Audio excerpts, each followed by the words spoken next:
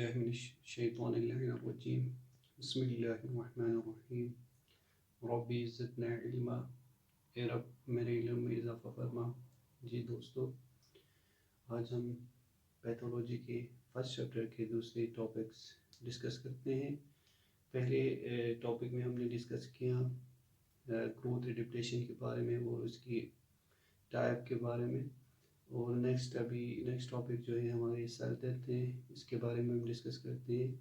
तो सबसे पहले हमें ये मालूम होना चाहिए कि व्हाट इज़ सेल डेथ और इसकी मैकेनिज़्म के बारे में, किस तरह सेल की डेथ हो जाती है बॉडी के अंदर।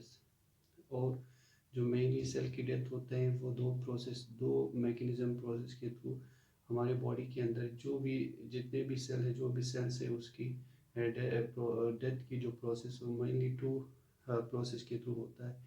एक तो प्रोसेस एपोप्टोसिस के थ्रू होता है, दूसरा नेक्रोसिस के थ्रू होता है। फिर हमें ये जानना नेक्रोसिस कहते हैं जिसमें प्रोग्राम सेल की जब डेथ हो तो वो प्रोग्रामेटिकली नहीं होता, सडनली हो जाते हैं सेल की डेथ। उस होने वाले प्रोसेस को हम नेक्रोसिस कहा जाता है। और अगर एपोप्टोसिस की बात कर ले तो apoptosis is a program cell death. ये एक सीरीज में प्रोग्राम के तहत सेल की डेथ हो जाती है हमारी बॉडी, उस प्रोसेस को हम एपोप्टोसिस कहते हैं। और एपोप्टोसिस के जो प्रोसेस होता है वो टू फैक्टर्स जो मेनली एपोप्टोसिस से करने में जो प्ले रोल अदा करते हैं वो एपोप्टोसिस से टू मेनली फैक्टर के थ्रू होता है। एक होता है उसको हम कहते हैं एक्सट्रिंसिक और एक को कहते हैं हम इंट्रिंसिक प्रोसेस।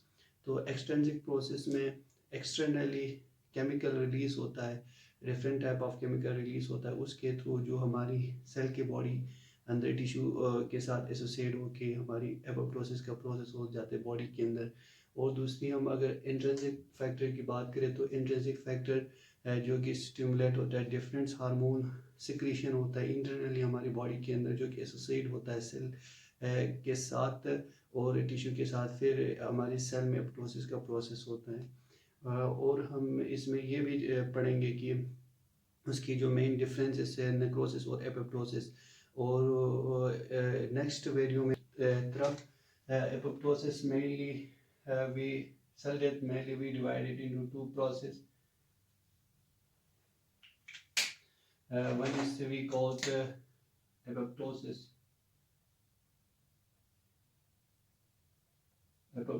And second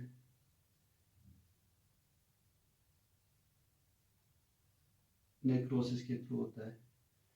एक एपोप्टोसिस और नेक्रोसिस ये दो मैकेनिज्म्स हैं, इसके थ्रू हमारी सेल की क्या हो जाती है, डेड हो जाती है। तो एपोप्टोसिस ऑलरेडी हमने डिस्कस किया कि प्रोग्राम सेल डेथ को हम क्या कहते हैं, एपोप्टोसिस कहते हैं। और necrosis अनप्रोग्राम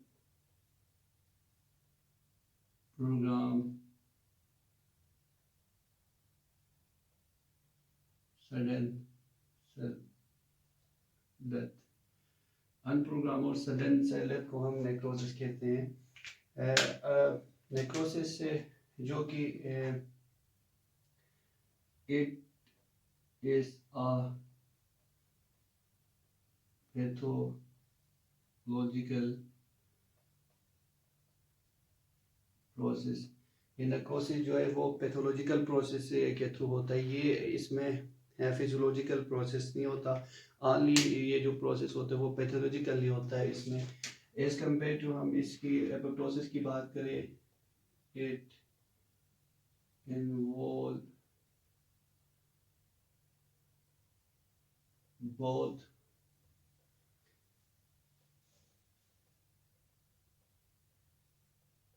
physiological and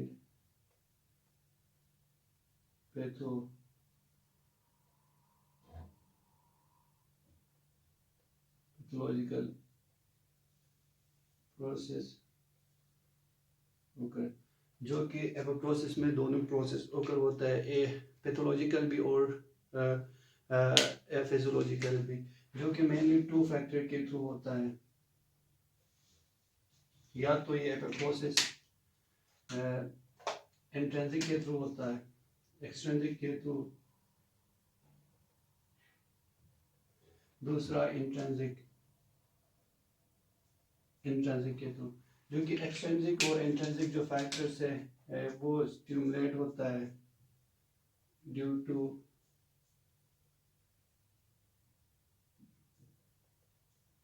release of external chemicals, or intrinsic due to release of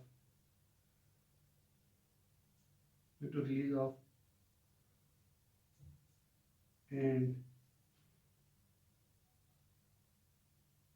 stimulations of cell tissue, उसकी वजह से होता है। और एक्सट्रिंसिक में जो कि अगर हम इसकी बात कर ले तो इसमें जो प्रोसेस होता है जिसमें प्रोटीएस, जिसका अगर हम एग्जांपल की बात करें तो ये एक सेल है, फॉर एग्जांपल एक मैच्योर सेल है जिसकी प्रोसेस होता है, तो ये साइटोस्केलेटल के थ्रू, साइटोस्केलेटल के प्रोसेस, ये छोटे छोटे उसमें ब्रेक डाउन होता है, उस प्रोसेस को हम कहते हैं फेगोसाइटोसिस। और इस फेगोसाइटोसिस जो कि इन्वॉल्व होता है एपोप्टोसिस में, ये मोस्टली होता है एम्ब्रियोजेनेसिस प्रोसेस में,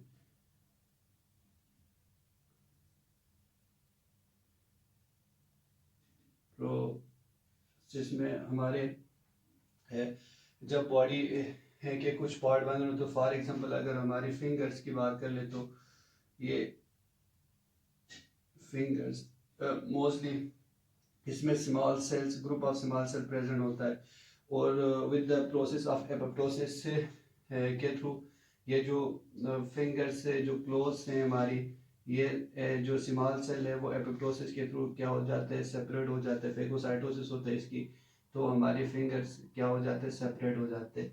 ये प्रोसेस जो नेचुरली होता है एपोप्टोसिस का प्रोसेस। और एज कम्पेयर अगर नेक्रोसिस की बात करें, ये किस वजह से होता है, ये होता है ड्यू टू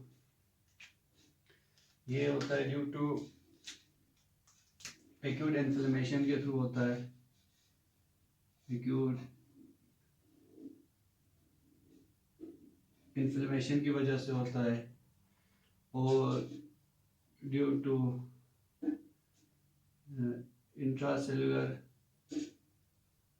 प्रोटीन के थ्रू होता है। जो कि इंट्रासेलुलर प्रोटीन वो होता है जो जब हमारी बॉडी के सेल जो इंजर्ड वो डैमेज हो, तो वहाँ से क्या होता है, इंजर्ड होता है, इंट्रासेलुलर प्रोटीन रिलीज होता है, वो कि क्या करता है, वो डैमेज करता है सेल को, और नेक्रोसिस का प्रोसेस ओकर होता है, जिसमें बहुत ही विद दो प्रोसेस के होते हैं, या तो स्ट्रक्चरल प्रोटीन इन्वॉल्व होता है और फंक्शनल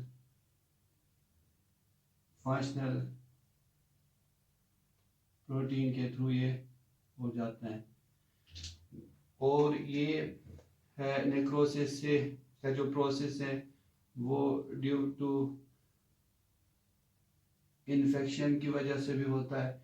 मीन्स इन्फेक्शन की वजह से किस तरह होता है, इस तरह होता है कि जब एनवायरनमेंट में कोई भी वायरस की वजह से या बैक्टीरिया की वजह से या पैरासाइट जब इनटेक हो हमारी फूड के थ्रू, या जब हम इनहेल करें, या डिफरेंट प्रोसेस के थ्रू अगर इनसाइड ऑफ बॉडी में इन्वॉल्व हो, या इसकी वजह से हमारी सेल की क्या हो जाती है, इन्फेक्शन हो जाता है, उसकी वजह से भी नेक्रोसिस का प्रोसेस होता है, ये हो जाते हैं। उसके भी टॉक्सिन के थ्रू भी हो जाता है, toxin different type of chemicals जब रिलीज हो जो कि एसोसिएट हो विद सेल के साथ, तो फिर इसकी वजह से भी हमारी उसमें क्या हो जाती है, नेक्रोसिस का प्रोसेस हो जाते हैं। और नेक्रोसिस का process also extremely high temperature. अगर हमारी एज कम्पेयर टू हमारी बॉडी की जो टेम्परेचर है वो 37 सेंटीग्रेड है, अगर ये बॉडी के जो टेम्परेचर से जो एक्सटर्नल इन्वायरमेंट की टेम्परेचर बढ़ जाए, हाई हो जाए अगर इन्वायरमेंट की टेम्परेचर, तो इसकी वजह से भी हमारी सेल की श्रिंक होना स्टार्ट होता है और सेल की नेक्रोसिस में डिस्कस करते हैं कि कोगुलेटिव नेक्रोसिस क्या होता है, what is coagulative necrosis, liquefactive necrosis, fat necrosis, fibrinoid necrosis, ये सारे हम नेक्स्ट वीडियो में डिस्कस करते हैं। ये था short view about of cell death. So thank you very much.